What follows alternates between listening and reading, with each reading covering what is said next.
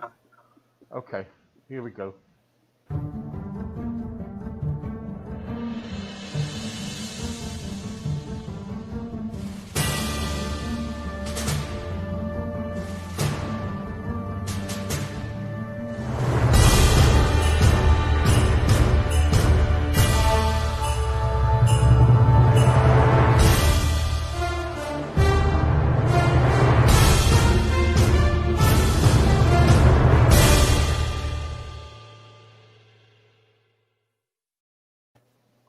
Hello, I tell you what, good morning. I tell you what, but I haven't been outside this morning, but where I can see my window, it's a bit dull outside. Anyway, Happy New Year to everybody out there, Happy New Year. And I've got somebody that I came across about a couple of weeks ago, and I thought to myself, oh, shall I contact him? He seems interesting. So, and I thought, yeah, okay, I will. And it's Joe McGee. And hello, Joe. How are you? I'm doing good, Steve. Thanks for having me on Crossroads. I really appreciate it. Brilliant. I hear that you're like an author. You're a producer. You're a filmmaker. What kind of films do you make? Yeah, that's a great question, Steve. So this all started by accident in 2017. I basically wrote by accident a book called The White House is Fake, not about Trump, nothing like that. It's a political thriller around the Dwight Eisenhower, the National Federal Aid Highway Act in 1957. When Dwight Eisenhower did that, I tied my fiction around that and developed a story. And the reason I bring that up is that's how I got into filmmaking. I thought, well, this would be really cool if I turn my book, not give it to someone else, but adopt it myself into this was more book promotion. So we actually filmed some certain scenes out of the book in Connecticut. I'm from the USA, obviously. And we started doing that. So what do I do for films? That was my very first more promotion. That was a political thriller. From there, I did Letters for Annie, Memories from World War II. We filmed on the real battleship BB-59 in Fall River, Massachusetts. And these were based on real World War II letters from the Lombardo family.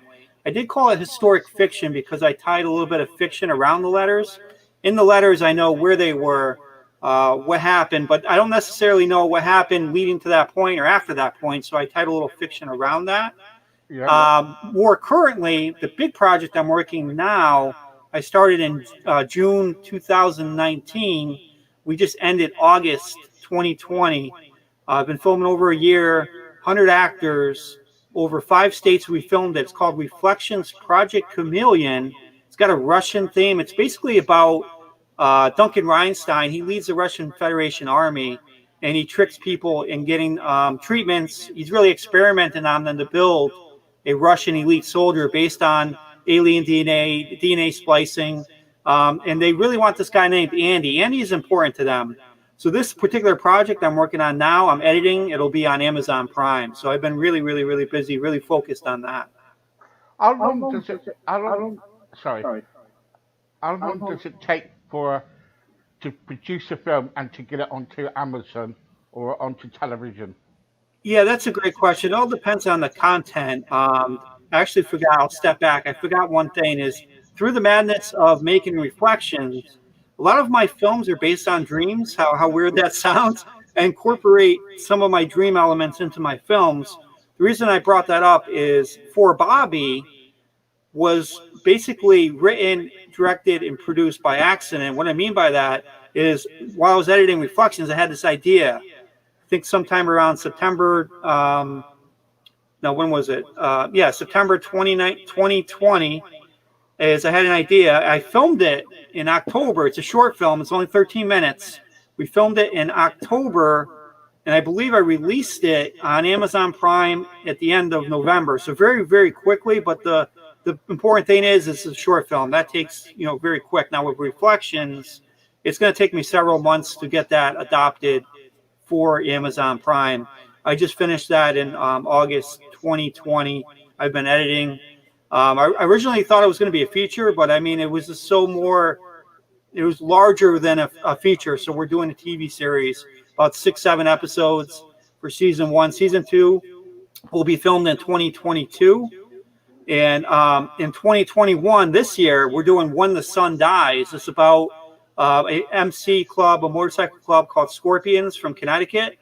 And so basically what happens is end of the world themed. A meteor basically hits the Earth, wipes about 80% of the population out. This is a scientist called Eugene Peterson, and he basically tries to solve the world's problem. He knows the sun is going to die. This is going to happen. This is true. Billions and billions of years, the sun will die, turn to like a giant red, a bulb, and it's not going to be good. A lot of people will die. So I turned that plot into my movie where the Scorpions MC, they rule the world where, there's not a lot of people around. They try to, bring people into their club, and they're after the scientists who are trying to save the world. So that's really exciting. We're going to be filming that this year.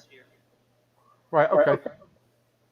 So you say that you have dreams and you put that into reality, yeah? Yes. Yeah, okay. How often do you get dreams?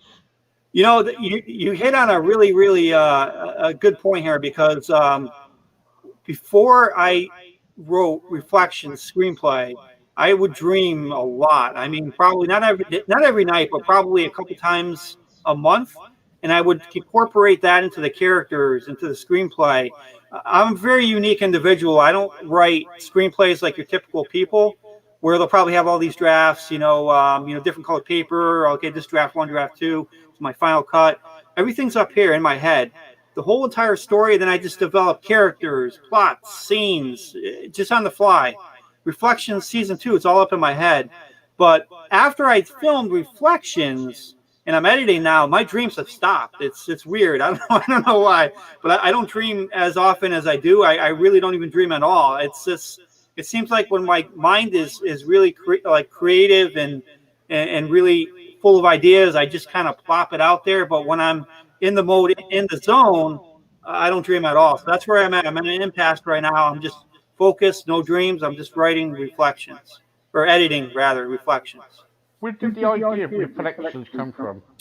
That's a really interesting thought. So I'll give you a quick idea of what one of my dreams was and how I incorporated it into the film, and then I did the backstory. So it really wasn't Russian themed at all. It's very generic. I just made it Russian themed for some reason, but my dream went like this: is there's a neighborhood in like a suburban neighborhood. Houses are kind of close together. Everyone's at a tight setting, kind of like, in London, you have your flats together, you're all tight and close, right?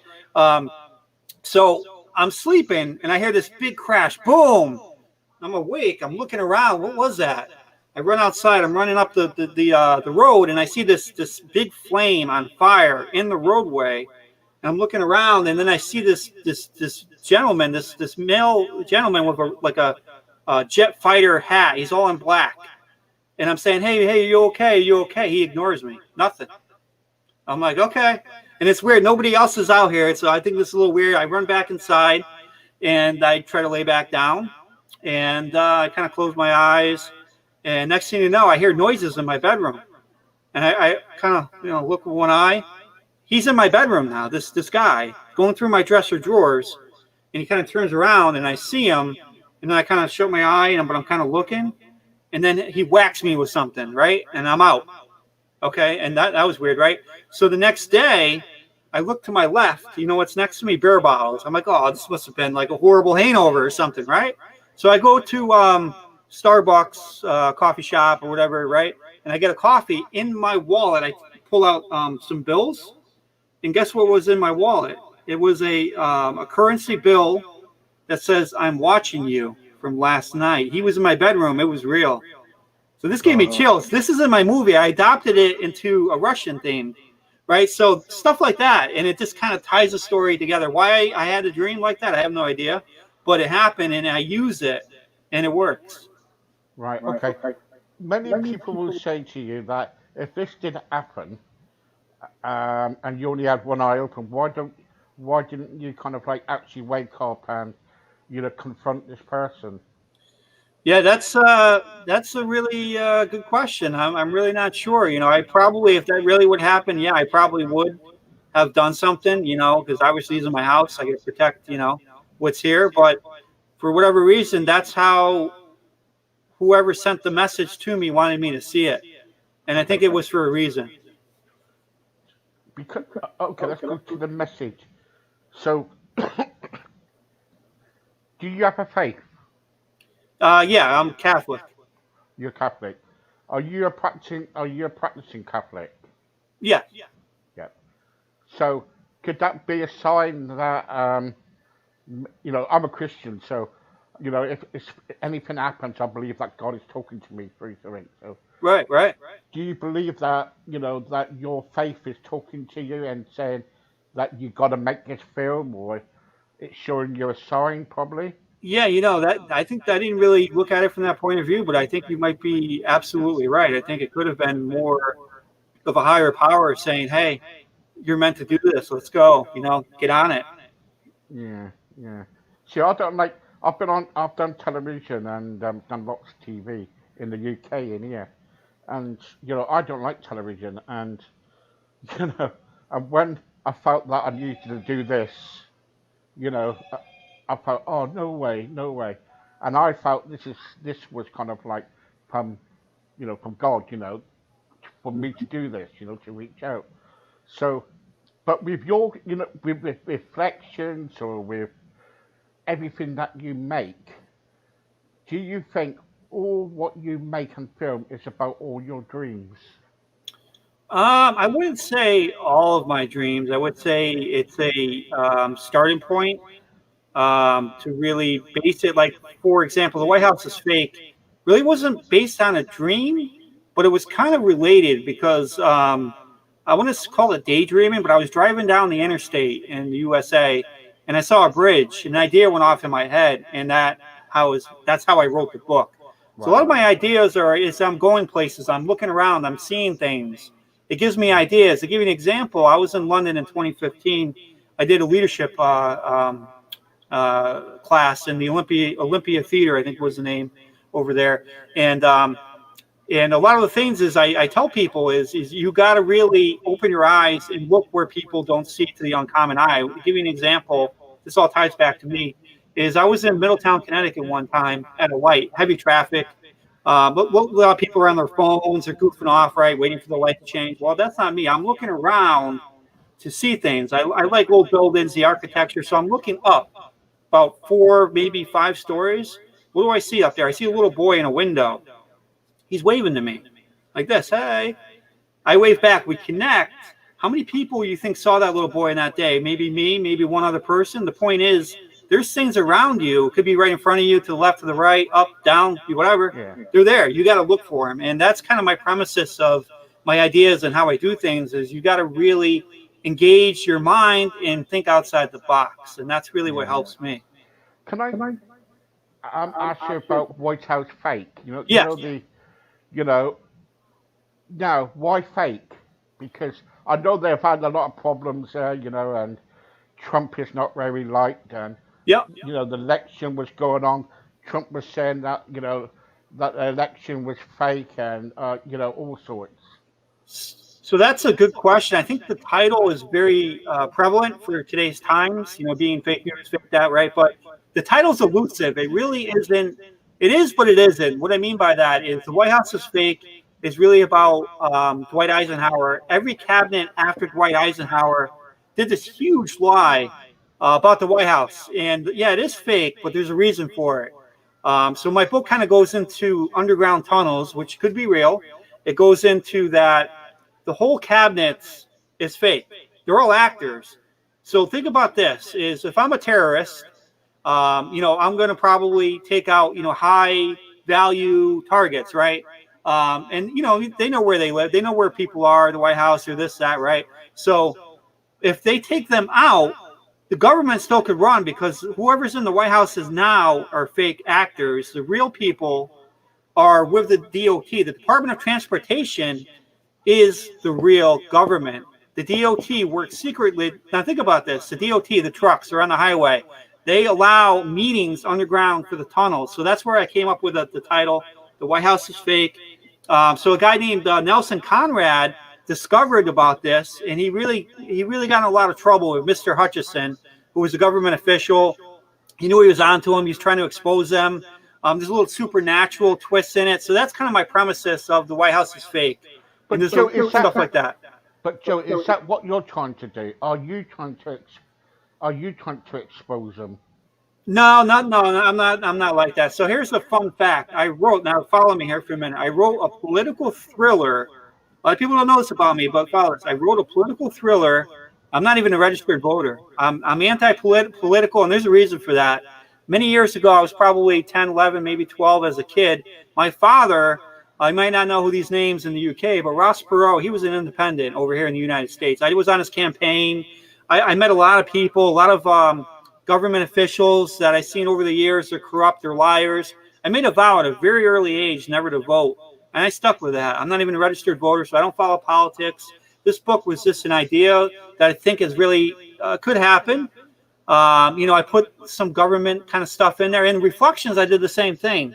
The CIA owns all the greeting cards to insert secret messages by blacklight. Now think about the technology out there. That's just genius. There's certain messages you send. They own all the greeting cards, and so stuff like that. So I'm very, conspiracy writing, political thriller, sci-fi Russian thriller. So I have a lot of different elements that I incorporate. I just have a, very wandering mind, if you will. Okay. So are you saying then, or whoever's saying it, are you saying that people in the White House are actors? That's what I thought of, and there's a reason for that, is because, like I said, high profile targets, Pentagon, White House. If we should have a terrorist attack, and those people, as we know, are who we voted for, are gone, then obviously it follows the next in command. But the real people that are giving orders are not, they're not even in that building. They're under the ground in the Department of Transportation. So that's a safeguard that Dwight Eisenhower did in 1957, and stuff like that. So I think it's just kind of cool, where there's a lot of movies that show different things, but I think mine's unique. Hollywood is just copycats. They're going not original. My stuff is all original. Nothing like it out there. I try to tie different things together, and I think it's fun. I'm not saying your stuff is not original or Yeah, good. What I'm trying to say, we can all watch films or everything like White House Down and yep, correct. films like that, and I know that they have got tunnels. The White House have got tunnels because you've got to have tunnels. Yeah, absolutely. Yeah. For security. Yep. But the trouble is, see, I can't get my head around it about some of them being fake or actors. Yep. But we all got opinions, didn't we? I could say my government are actors. Yeah. So they don't need. They're not actors. I think some of them need to come in there now and again, like me. But poor old Boris. But you know what I'm getting at. I can see your point of view, Joe. But the trouble is, So if you were in the White House, what would you change about the White House? I probably wouldn't even hit that topic, because it's really not what you can change. There's a lot of elements, a lot of variables that are undecided. For example, let's say I vote for President White. I'm making up a person, and he says, "I vow to, save blah blah blah taxes," or I want to build a huge wall over, whatever. And then he's in cabinet. This person's in cabinet, and all those things don't happen. Not because it's false promise, because there's a process of voting and stuff that people might block or not allow. So, it's really about the person, but they might say one thing, but they can't do it. Not because they don't want to. It's just they can't because of the policies in place with the government and the cabinet. So it's very hard to do that. So I wouldn't really say I would change anything. I would just keep an open mind, and I just don't vote for that reason. It's just you can't trust anybody. Do you think the voting was rigged? That's a big question around. People are seeing that. I would probably say there might have been I've read some articles where some of the Trump party said that, like, they would, because you could, like, in the U.S., you could mail stuff out, like ballots or whatever, and people's names. You fill out this form, put it in a mailbox, and it's like you get it in before the actual voting. So I read an article that said that somebody put dead relatives in there to count as votes. So I think to answer your question, yeah, there might have been some funny stuff going on, but I don't think it was wide open as they're alluding to. There might have been some funny business, but I don't think it's like, huge states are just, doing whatever. I don't think it's like that. I think there's a small fraction of that going on. Do you think Donald Trump is a bad loser? It's his personality, right? He's got a very childish tendency. His Twitter, he acts out, he lashes out. So in his character, I'm not surprised for him to not want to get out or saying it's rigged or, hey, I got big things planned. He still thinks he's in command. Whether he'll leave in time, the next few weeks, we'll see. But I'm not surprised. Okay, so let's get back to your film Reflections. Yes. Okay. Now, with Reflections, how do you kind of like sort out the the kind of like the actors, and how do you cast them? That's a job in half, isn't it? It is. It's a great question. We have some hurdles I'll talk about into that question, but a lot of my actors is basically on forums on Facebook. A lot of acting pages that I follow. I know a lot of people. I've seen a lot of auditions. So I'll hold auditions. I'll see who they are. I'll send out call times. I'm very meticulous, right? So if I'm doing a shoot, let's say next week, I would tell them, a month ahead of time, you're going to be here. Expect you to bring this or wear that, or I have clothes for you. Get everyone their call time. But we've had some hurdles. For example, like I said, I'm very meticulous. We had a scene we did on June 29th, 2020, and it was a beautiful scene. I actually got this car. It was a Plymouth Barracuda. There's only two in the world of this type of model, and it was coming. Now, the day I was driving to the shoot, the guy called me, says, Joe, I'm sorry, I can't come. It's raining. I don't take my car out in the rain. It was basically an exterior shot where the actors would get into the car, some dialogue in the car. So I'm driving. I'm just really like, I had a guy coming from 5 hours away. I still got to do something. I can't just cancel it. He's already here. So I think on the fly a lot. Joe's bladder saved the day. I'll tell you about my bladder story, about going to the bathroom. True story. So on the way to the set, I don't have a car. I'm really bummed out. There's no bathroom. The business we're using is locked. The guy's not there. I have to go to the bathroom. So like every male, what do? We find a spot. We go to the bathroom. Yeah. It's simple, right? So I see this industrial park. I kind of angle my car, and I kind of like go this way into the woods. Nobody can see me. As I'm leaving, a miracle happens, Steve. A miracle. I see this beautiful car, classic car. I don't know the guy. I don't know the owner. I circled around maybe twice. And I just frankly told him, hey, I'm a filmmaker. We're doing a film right up the road. My car guy canceled out me. Would you be open to letting us use your beautiful car in the movie? We're literally like 2 minutes up the road. He said, yes, I'd love to. That's how it happened. Joe's bladder saved the day, because if I didn't have to go to the bathroom, I would have never found that car, and I saved the set. So stuff like that happens. What's your most embarrassing moment then during film? Oh, most embarrassing moment. That's a good one. I'm trying to think of a good one. Most embarrassing moment on film. That's really hard. I mean, we filmed probably over 55 locations for about a year. There's a lot of fun. Okay, I'll tell you. This is a funny story, not embarrassing. I don't really have one, but this is a really funny story. This happened, I think, in maybe June, maybe July in Connecticut. So the scene was this: is we had permission to film in a plaza. One of the business owners owned the plaza. So the guy named Andy, what he would do is my camera was staged kind of like in the corner of a building. So the guys that are in the field, we didn't know they were there, but they couldn't see my camera. So he would run up. I would get kind of like the back angle of him. He would be like, his line was, hey guys, are you okay? Are you hurt? And they thought we were talking to them. They're like, no, we're not hurt. I'm like, no, guys, we're filming something. This is my camera. Here's my camera. We're like behind this wall, so they don't see us. And it was just hilarious. They thought he was really yelling at them. Hey, are you hurt? Are you okay?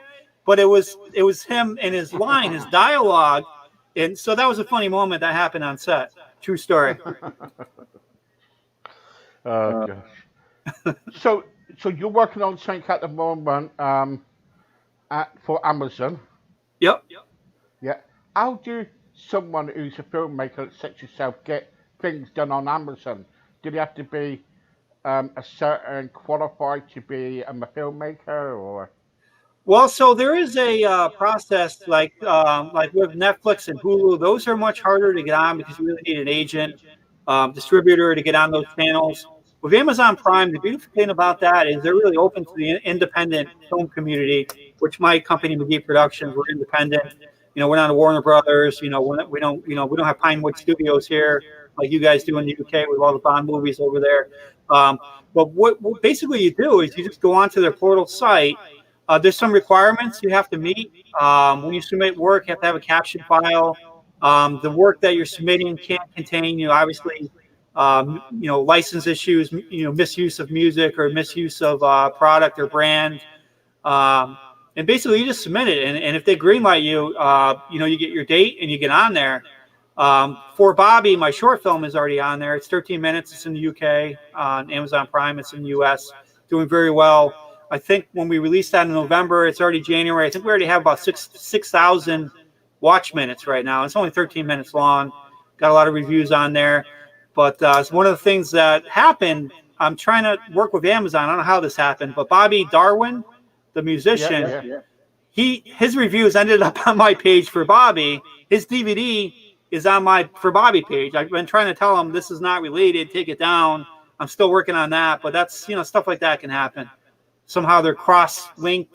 I don't know if it's the computer algorithms thought Bobby Darwin was for Bobby, but yeah, I got to work on that. But other than that, that's really it. Is you just submit your work, and they review it. You got to have a caption file for subtitles. That's a requirement. So you got to make sure your video file is captioned.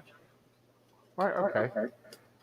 So what's your future plans? Would you like to get into Hollywood? Yeah, that's a great question. Maybe one day, maybe in a few years, I'd like to be over that way. The one thing I will not do, I've spoken a little about this already, is if I did go to Hollywood, whether it's from my own company or a bigger company, like huge networks, is I don't want to be part of remaking movies that exist already, or Jumanji, for example. Robin Williams, great Oh, movie. that spoiled it. Yeah, and what they did is they I love The Rock, he's fun, but they took that story and they just did it into a video game, not a board game. Where's the Mm. originality? So if I do go over there, it'd be my own type of writing, my own type of work. I don't want to copycat or remake Mm. existing content. I don't think that's right. Yeah, because you want to do it all Yeah, original, didn't you? Yeah. Yeah, I correct. can understand that.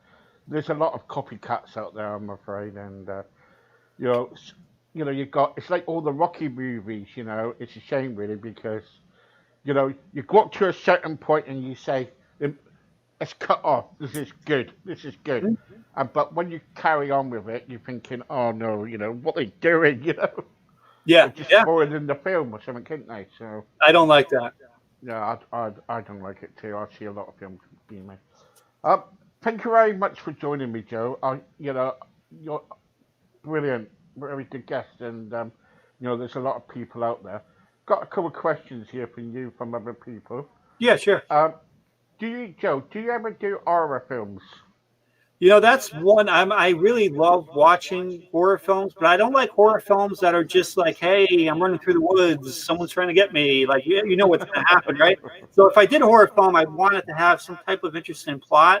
I'm open to the idea because I do enjoy horror films, but I have not uh, written any type of screenplay, but maybe in the future. Okay. Hi, Joe. My name is Lucy. Um, do you ever do documentaries? Documentaries, that's a good question. I have not done a documentary yet. I do corporate videos, I do music videos for a lot of artists here in the US. So I've done music videos, corporate videos. I haven't really dived into a documentary, but it doesn't mean I'm not open to the idea. Yeah. I wanted to talk to you about some other time about music videos. Hmm. Sure. So what I'm going to do, I'm going to contact you probably in the next week, and we'll fix up another date, and we can Sure. talk about music videos. Yeah, that sounds good. I've got something good going on that at the moment. Okay. Um, Brando here from New York saying, if you were an act, sorry, if you want to be a film star, what film would you play in and why? So the Play in question and is, why? if I want to be a film star, is that the question, like an actor? Yeah, yeah. Yeah, that's a great question. I probably would say I would be open to doing a new movie, not like a copycat movie. I would probably say something like a thriller or a suspense movie, or maybe even a horror film. Something that really keeps people on their toes. I would be really open to do some acting in that for sure. Also, Rob says, if there is one actor you would love to work with or a director, who would it be?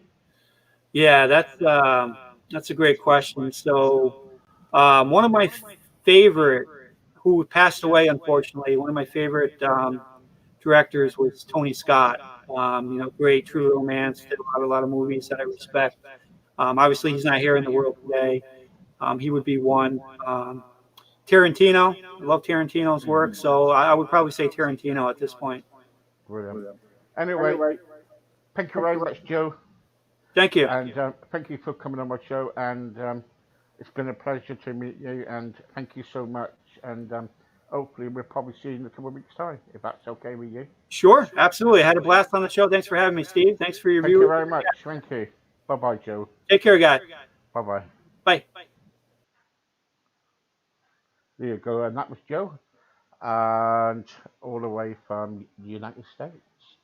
Anyway, I've got to go now. So, in the meantime, I'll see you soon. Bye bye.